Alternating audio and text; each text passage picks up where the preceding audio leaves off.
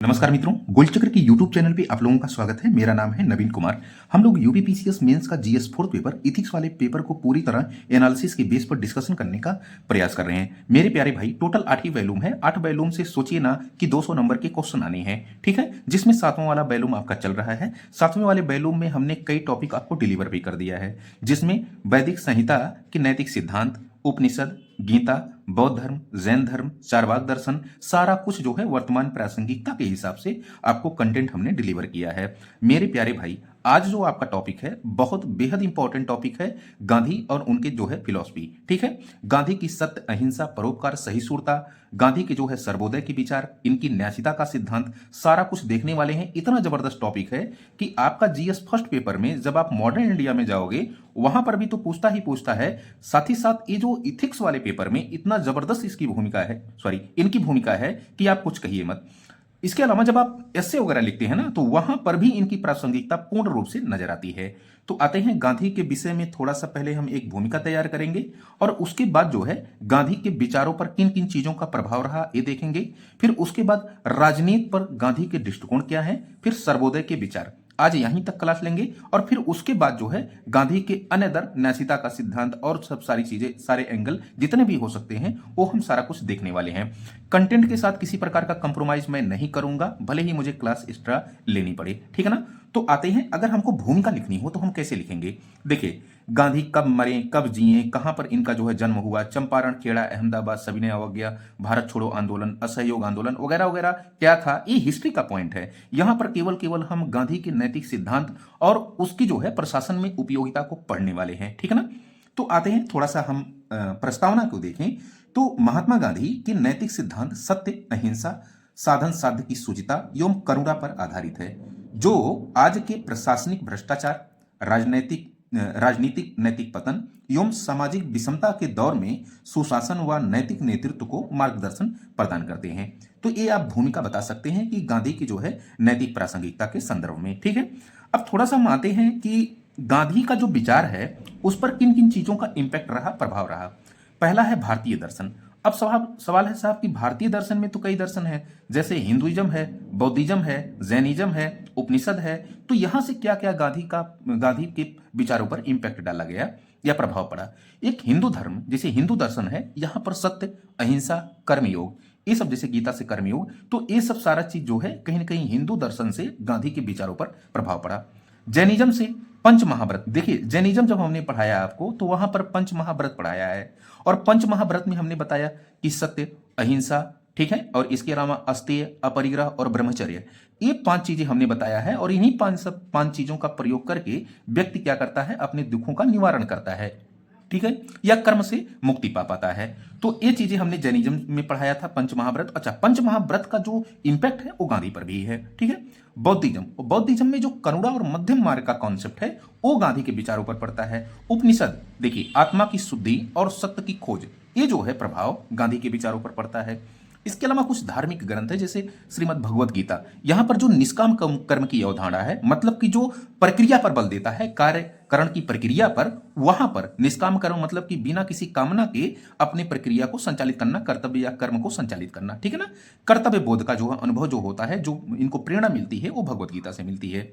ऐसे रामचरितमानस से भगवान राम के जो है किरदार से उनको नैतिकता और लोक कल्याण के जो है विचार मिलते हैं। बाइबल से प्रेम, क्षमा और अहिंसा, मतलब कि जीसस के द्वारा जो बातें कही गई हैं वहां पर प्रेम, क्षमा और अहिंसा, ये उनको जो है उनके विचारों पर इंपैक्ट डालती हैं बाइबल से, ठीक है। कुरान से नैतिक अनुशासन, और फिर एक पश्चिमी विचारक हैं कुछ, जैसे लियो टॉलस्टॉय, यहीं से इनको जो है अहिंसा, प्रेम और नैतिक प्रतिरोध, ये जो है विचार प्रभावित करते हैं। जॉन रॉस्किन की पुस्तक है अनटू दिस लास्ट, श्रम की गरिमा और समानता, ये सब सारी चीजें जो है ये गांधी के विचारों पर इंपैक्ट डालती हैं, प्रभाव डालती हैं। कुछ और चीजें हैं जो गांधी के विचारों पर प्रभाव डालती हैं, उसको भी देख लेते हैं। पे जरा देखना कि कुछ और फैक्टर हैं जो गांधी के विचारों पर इंपैक्ट डालते हैं, गांधी के विचारों को प्रभावित करते हैं। एक है व्यक्तिगत अनुभव। तो साहब इनका भी व्यक्तिगत अनुभव रहा ना, दक्षिण अफ्रीका में गए, वहां नस्ल भेद देखा, अन्याय के विरुद्ध इन्होंने संघर्ष किया, तो इनके विचारों पर किस प्रकार के प्रभाव पड़े, ये व्यक्तिगत अनुभव से इन्होंने सीखा, ठीक है। फिर साधारण जीवन, इनका आत्म संयम, सादगी भरा जीवन और व्यवहारिक अभ्यास, ये जो है इनके विचारों पर प्रभाव डालता है। फिर भारतीय समाज में जो यथार्थता दिखाई पड़ती है, जैसे जाति व्यवस्था की, अस्पृश्यता की, गरीबी और औपनिवेशिक शोषण की, तो इन समस्याओं के लिए जो उन्होंने जो है व्यवहारिक तरीका निकाला, ये जो है उनके विचारों को इम्पैक्ट करती है या प्रभावित करती है। तो हमने सारा कुछ देख लिया कि कौन कौन से फैक्टर हैं या कौन कौन से तथ्य हैं, माध्यम हैं, स्रोत हैं जो गांधी के विचारों को प्रभावित करते हैं। ठीक है, अब आते हैं थोड़ा सा ये देखते हैं कि बड़ा इंपॉर्टेंट टॉपिक है कि राजनीति पर गांधी के विचार क्या हैं। जो लोकतांत्रिक व्यवस्था है पूरी तरह राजनीति से ही रेगुलेट होती है, तो हम कह सकते हैं कि लोकतंत्र पर या राजनीति पर या प्रतिनिधि मूलक लोकतंत्र पर गांधी के क्या कुछ जो है विचार हैं उसको जानने का प्रयास करते हैं। तो पहला है राजनीति और नैतिकता। तो गांधी का कहना है कि साहब राजनीति नैतिकता से अलग नहीं हो सकती। ध्यान से एकदम सुनिएगा, कह रहे हैं कि राजनीति नैतिकता से अलग नहीं हो सकती, अर्थात नैतिकता के बिना राजनीति विनाशकारी होती है। ठीक है ना, मतलब कि जो राजनीति होती है, जो राजनीति है, जो लोकतंत्र है, जो प्रतिनिधि मूलक लोकतंत्र है, जो संसद है, जो विधानमंडल है, वहां पर नैतिकता का होना बेहद जरूरी है। और जब नैतिकता होगी तो सत्यनिष्ठा होगी, तो ईमानदारी होगी, तो करुणा और दया होगी, सहिष्णुता होगी, जो भी काम होगा राजनीतिक स्तर पर बेहतर होगा। ठीक है, फिर दूसरा कि सत्य और अहिंसा पर आधारित राजनीति। साहब जो भी राजनीति आप करें वो कैसी हो, सत्यनिष्ठा और अहिंसा पर आधारित हो। मतलब कि राजनीतिक संघर्ष का आधार क्या होना चाहिए, सत्य और अहिंसा। देखते होंगे कि कांग्रेस और बीजेपी बार बार मतभेद की स्थिति में रहती है। जो मतभेद की स्थिति में रहती है, जो बार बार विद्रोह होता है, जो बार बार बहस होती है, वो बहस किस लिए हो, सत्य और अहिंसा के लिए हो। दोनों का उद्देश्य सत्य और अहिंसा पर आधारित हो, तो वो जो है पॉलिटिक्स के लिए बेहतर होगा, सकारात्मक होगा। मतलब कि छल कपट, हिंसा, राजनीतिक उद्देश्य तथा लोकतंत्र को ये सब सारी चीजें कमजोर कहती हैं। इसीलिए जो राजनीति हो वो किस पर आधारित हो, सत्य और अहिंसा पर आधारित हो। फिर एक है साध्य और साधन की पवित्रता पर बल दिया जाना चाहिए राजनीति में। साध्य और साधन जैसे कि जो हमारा कार्यपालिका है या विधायिका है या न्यायपालिका है, जो भी हैं हमारे सरकार के जो है संसाधन या सरकार के अंग, ये क्या करते हैं, हमारे लिए कानून का निर्माण करते हैं, विधि का निर्माण करते हैं। ठीक है ना, या फिर न्याय निर्णय की प्रक्रिया में सर्वोच्च भूमिका निभाते हैं। तो कहा जाता है कि साहब अगर आपको गरीबी कम करना है ना, तो जैसे गरीबी कम करना, बेरोजगारी कम करना, आय असमानता कम करना, ये साध्य है। लेकिन इसके लिए आपने साधन क्या प्रयोग किया कि आपने विधि का निर्माण किया, आपने कानून का निर्माण किया, आप परियोजना लेकर आते हैं। ठीक है ना, आपने जो है प्रशासन मिशनरियों का प्रयोग किया। तो ये आप साधन का इस्तेमाल कर रहे हैं किसको खत्म करने के लिए, गरीबी को खत्म करने के लिए। तो गरीबी खत्म करना साध्य है, और गरीबी खत्म करने में जिन माध्यमों का आप प्रयोग कर रहे हैं वो क्या है, साधन है। तो दोनों पवित्र होना चाहिए, साध्य भी और साधन भी। ठीक है, तो वही कह रहे हैं कि गरीबी खत्म करना साध्य है, किंतु इसमें सुचितापूर्ण प्रक्रिया, योजना का क्रियान्वयन, शासन की सत्यनिष्ठा व निष्पक्षता रूपी साधन उतना ही पवित्र है जितना साध्य है। ठीक है, आई होप समझ में आ गया होगा। आगे चलते हैं, नेक्स्ट क्या कुछ विचार हो सकते हैं गांधी के पॉलिटिक्स पर। तो हम लोग पढ़ रहे हैं राजनीति पर विचार गांधी के।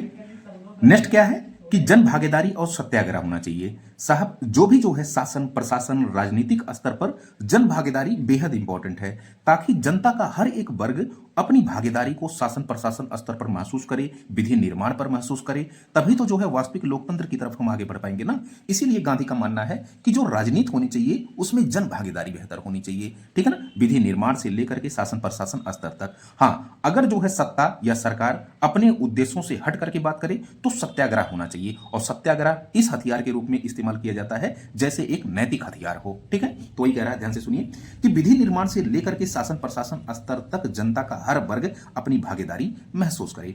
यदि सरकार अपने उद्देश्यों से हटने का प्रयास करती है तो सत्याग्रह एक नैतिक साधन के रूप में इस्तेमाल होना चाहिए। तो ये जन भागीदारी और सत्याग्रह इस संदर्भ में विचार थे।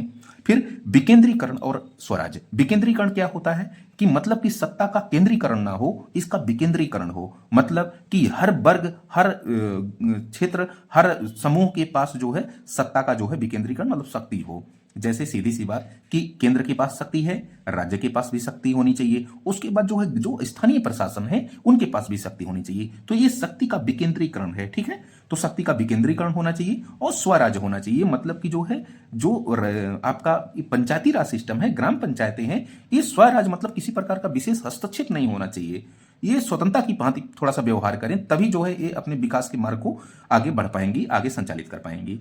तो विकेंद्रीकरण और स्वराज्य, जैसे सशक्त ग्राम स्वराज, और शक्ति या सत्ता के विकेंद्रीकरण पर बल दिया जाना चाहिए।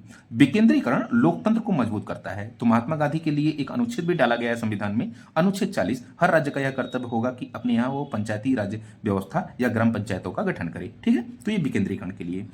यहाँ पे देखिए, सर्वधर्म संभाव पर आधारित पॉलिटिक्स होनी चाहिए, ये गांधी का विचार है। मतलब कि आपके भीतर साहब जितने भी धर्म हैं, सभी धर्मों को जो हो, चाहे हिंदू हो, मुसलमान हो, सिख हो, ईसाई हो, जैनिज्म हो, बौद्धिज्म हो, सबको क्या दें आप? समान संरक्षण दें, सबके साथ समान व्यवहार करें। अच्छा, जब सबके साथ समान व्यवहार करते हैं तो भारत का एक जो है पहलू आता है धर्मनिरपेक्ष। भारतीय धर्मनिरपेक्ष कहता है कि भारत के भीतर जितने भी धर्म होंगे सबको समान संरक्षण, सबको समान जो है वरीयता दी जाएगी। ठीक है ना? स्वशासन प्रशासन की निगाह में सभी धर्म क्या होंगे? समान होंगे। तो सर्वधर्म संभाव की बात ये गांधी भी करते हैं।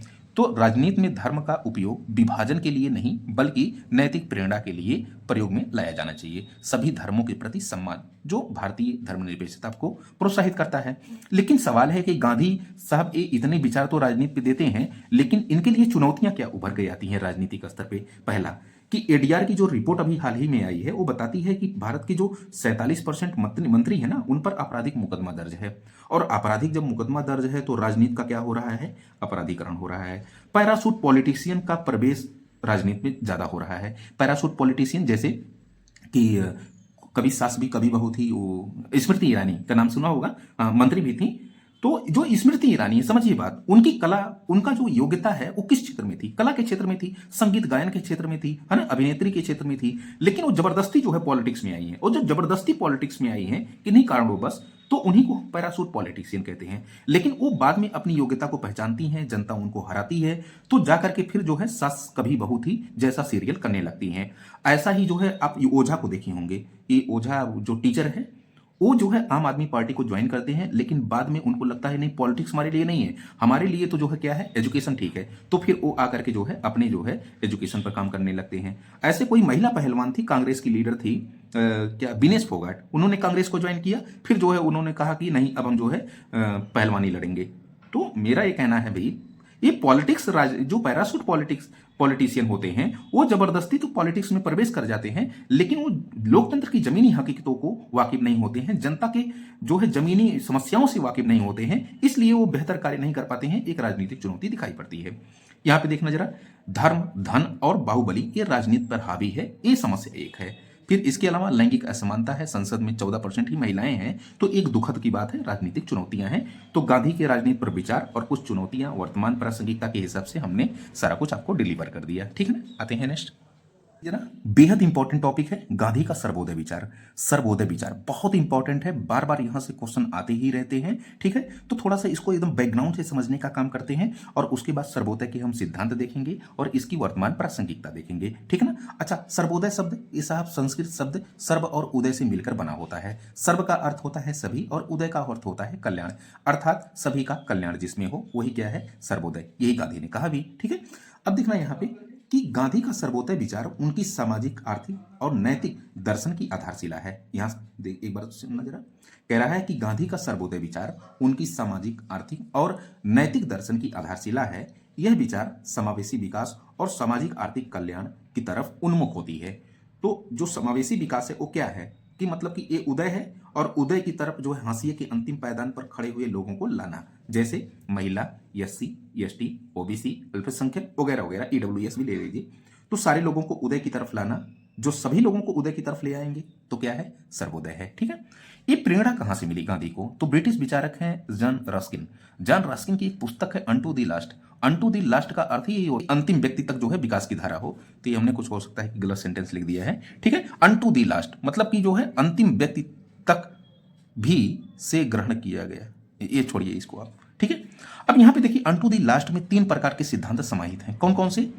अनटू द लास्ट कहता है कि एक व्यक्ति का हित सभी के हित में निहित है। मतलब कि अगर समझिए ना कि समाज में कोई एक व्यक्ति अगर गरीब है, असमानता का शिकार है, तो इसका जो इंपैक्ट पड़ेगा ना उस सोसाइटी पर पड़ेगा, उस सोसाइटी के लिए ये चिंता की बात है। इसलिए कहता है कि एक व्यक्ति का हित सभी के हित में निहित है। फिर कह रहा है कि सभी व्यवसायों, मतलब कि सभी जो है श्रम का मूल्य समान होना चाहिए। यहीं से देखिए गांधी ने कहा कि भाई एक वकील का जो मूल्य है श्रम का, वही एक मजदूर का भी होना, मतलब कि वकील अगर 100 रुपया लेता है तो मजदूर को भी 100 रुपया मिलना चाहिए, दोनों की पेमेंट समान होनी चाहिए, क्योंकि दोनों का जो श्रम है वो क्या है? समान है, दोनों का मूल्य क्या है, समान है, दोनों की उपयोगिता क्या है, समान है, प्रासंगिकता समान है, ठीक है ना। फिर तीसरा कि श्रमिक जीवन सर्वश्रेष्ठ जीवन। गांधी ने ये कहा कि जैसे जो खेती करते हैं, बागवानी करते हैं, मजदूरी करते हैं, वो सबसे ज्यादा श्रेष्ठ है, इसलिए कि जो आज सो कॉल्ड ऊंचे वर्ग पे हैं, जिनके पास जो है धन ज्यादा है या फिर जिनके पास जो है आय ज्यादा है, वो किनके कारण है, इन्हीं वर्गों के कारण है, ठीक है। इसलिए गांधी ने श्रमिक जीवन सर्वश्रेष्ठ जीवन माना है, ठीक है। तो ये तीन चीजें हैं कि एक व्यक्ति का हित सभी के हित में जो है निहित है, और दूसरा सभी के व्यवसाय या श्रम के मूल्य को बराबर समझा जाना चाहिए, और तीसरा श्रमिक जीवन सर्वश्रेष्ठ। यहीं से गांधी ने क्या लिया, ये सर्वोदय का सिद्धांत लिया, ठीक है ना। हालांकि जो है एक जैनिज्म और भारतीय दर्शन जो है यहाँ पर सर्वे भवन्तु सुखिनः की अवधारणा पर आधारित है, यहाँ से भी जो है कुछ चीजें सीखने का प्रयास गांधी ने किया था, लेकिन आधुनिक जो विचारधारा है वो जॉन रस्किन की अनटू द लास्ट से लेने का प्रयास किया गया है, ठीक है। पे देखना जरा कुछ और जो है यहाँ पर, हाँ, सर्वोदय की कुछ प्रमुख सिद्धांत। तो क्या क्या सिद्धांत हो सकते हैं सर्वोदय के? पहला है सभी का कल्याण, चाहे वो अमीर हो या गरीब हो, महिला हो या पुरुष हो, उच्च हो या निम्न हो, सभी का कल्याण निहित हो, ठीक है ना। ये मतलब कि गुड गवर्नेंस की बात कर रहा है, ये सामाजिक आर्थिक विकास की बात कर रहा है, देश के कल्याण की बात कर रहा है, तो सभी का कल्याण निहित होना चाहिए सर्वोदय के सिद्धांत में, पहला सिद्धांत। दूसरा अंत्योदय। अंत्योदय मतलब कि जो एकदम अंतिम पायदान पर है, हाशिए के अंतिम पायदान पर खड़ा हुआ वर्ग है, उसको विकास की धारा में लाया जाना चाहिए। तो जब विकास की धारा में लाएंगे तो समावेशी विकास या धारणीय विकास को क्या मिलेगा, प्रोत्साहन मिलेगा। तो सबसे कमजोर व्यक्ति की उन्नति को जो है ये अंत्योदय ध्यान में रखता है, और अंत्योदय एक पार्ट है सर्वोदय के सिद्धांत का, ठीक है। अब यहाँ पे देखना जरा कि जो हाशिए के अंतिम पायदान पर खड़ा हुआ कमजोर वर्ग है, चाहे वो एससी हो, एसटी हो, ओबीसी हो, महिला हो, अल्पसंख्यक हो, ईडब्ल्यूएस हो, कुछ भी हो, उनको जो है विकास की धारा में लाना, तो अंत्योदय ये सिद्धांत, ठीक है। तो एसडीजी के लक्ष्यों को हासिल करने में और समावेशी विकास को हासिल करने में मदद मिलती है। ट्रस्टीशिप या न्यासिता। अब सुनना जरा ये क्या है ट्रस्टीशिप या न्यासिता। जैसे मान लीजिए कि गांधी ने ये कहा कि जो है सारे लोगों के मूल्य और कार्य और श्रम क्या होने चाहिए, बराबर होने चाहिए। एक वकील का पेमेंट वही होना चाहिए जो एक मजदूर का होना चाहिए। लेकिन आज की समस्या क्या है, आज की वर्तमान ये स्थिति आ गई है कि शीर्ष 1% लोगों के पास 40% जो संपत्ति देश की कब्जा करके ये लोग बैठे हुए हैं। तो यहाँ पर क्या जो है ये मालिकाना हक रखते हैं। गांधी की नजर में ये जो है 40% जो संपत्ति रखे हुए हैं 1% लोग, ये मालिकाना हक नहीं है। इनकी जो है गांधी का कहना है कि इनकी नैतिक जिम्मेदारी बनती है कि इनके पास जो एक्स्ट्रा पैसा है वो क्या करें, समाज के कल्याण के लिए खर्च करें, ठीक है। तो यहां हम पढ़ के सुनाएंगे, आपको पूरा क्लियर कट हो जाएगा कि जो ट्रस्टीशिप या न्यासिता है वो क्या होती है। इसका जो अर्थ होता है कि वह व्यक्ति जो किसी और की संपत्ति, ध्यान से सुनिए, कि वह व्यक्ति जो किसी और की संपत्ति, अधिकार या संसाधन को अपने पास रखता है, ऐसे में वह उसका ट्रस्टी है, मालिक नहीं, ठीक है। मतलब यहां पे यह कहना चाह रहा है कि जो अधिग्रहण हुआ है ना, जो अधिकार हस्तक्षेप हुआ है, जो 40% अपना लेकर बैठे हैं शीर्ष 1% लोग, वो उनकी संपत्ति नहीं। गांधी का यह कहना है, गांधी का यही कहना है, ये दूसरे के अधिकार मारे गए हैं, ये दूसरों की संपत्तियां हैं जो आप लेकर के बैठे हैं, उसके आप मालिक नहीं हैं। अतः उसे उस संपत्ति को समाज के हित में जिम्मेदारी से उपयोग करना चाहिए। तो ये क्या कहलाता है, न्यासिता कहलाता है। यही गांधी का न्यासिता बार बार क्वेश्चन पूछता है, इसको हम अलग से पढ़ेंगे। तो न्यासिता बराबर होता है क्या, कि हम कह सकते हैं कि स्वामित्व या मालिक जो है नहीं, बल्कि एक जिम्मेदारी है, इसी को हम न्यासिता या ट्रस्टीशिप कहते हैं। अब समझिए ना, ये क्यों कहा जा रहा है, गांधी के द्वारा ये विचार क्यों दिया जा रहा है, इसलिए ना कि देश की जो असमानता है इसको दूर किया जा सके।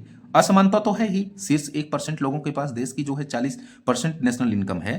तो ये विश्व आय असमानता रिपोर्ट 2025 बताती है, ऑक्सफैम रिपोर्ट भी यही बताती है। तो ये सब सारी चीजें जो है ट्रस्टीशिप या न्यासिता के सिद्धांत के अंतर्गत आती हैं, ताकि आय असमानता को दूर किया जा सके, ठीक है ना। आते हैं नेक्स्ट। अब यहाँ पे जरा देखना कुछ और जो है सिद्धांत है सर्वोदय के। एक है विकेंद्रीकरण और ग्राम स्वराज। तो विकेंद्रीकरण और ग्राम समाज हमने बताया कि शक्ति या सत्ता का विकेंद्रीकरण होना चाहिए, अर्थव्यवस्था का विकेंद्रीकरण होना चाहिए। अच्छा, विकेंद्रीकरण से अच्छा है, जब आप डीपीएसपी देखते हैं अनुच्छेद 39 बी और सी, तो यहां पर कहा गया है कि राज्य का यह कर्तव्य होगा कि वह संसाधनों का विकेंद्रीकरण करे, संकेंद्रण उसका ना होने दे, ठीक है ना। तो यही गांधी भी कहते हैं। तो गांधी के जो देखिए विचार डाले गए हैं आपके इंडियन कॉन्स्टिट्यूशन में, ठीक है।